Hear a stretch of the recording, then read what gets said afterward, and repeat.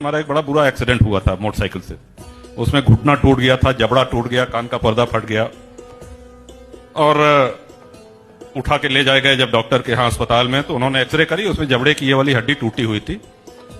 उन्होंने कहा कि जब अभी इसमें ऑपरेशन करके तार यहाँ पे दोनों तरफ छेद करके डालना पड़ेगा और तार से कसना पड़ेगा। जब घर पहुंचे तो पिताजी ने कहा कि देवराहा सरकार उस समय मैल चौराहा देवरिया में विराजे थे। अब जब चले तो रास्ते में सोचते हुए बड़े निश्चिंत थे कि सरकार के सामने जाके अपना कष्ट कहेंगे, मुंह नहीं खुल पा रहा था, लिक्विड डाइट पे थे। सरकार का दर्शन हुआ, बचवा कह के हमको सदैव संबोधित किया उन्होंने।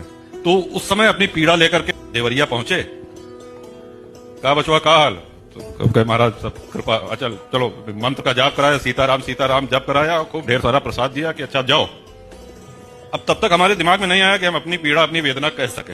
अब वहां गाड़ी में बैठे, गाड़ी 2-3-4 किलोमीटर आगे चल दी, तब हमारे दिमाग में आ रहा कि हमारी कितनी बड़ी मूर्खता है, हम अपनी पीड़ा भी नहीं कह सके। तो गाड़ी मोड़ के चले या तो अम्मा ने कहा उस समय कि मोड़ के चलने की आवश्यकता नहीं है, पीड़ा कहने की, वो बिना कहे सब समझते हैं। इस तरह से वापस घर आ गए।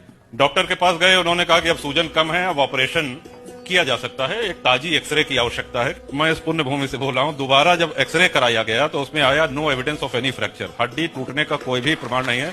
दोनों एक्सरे आज भी हमारे पास मौजूद है। सरकार ने कभी अपनी शक्तियों का प्रदर्शन नहीं किया।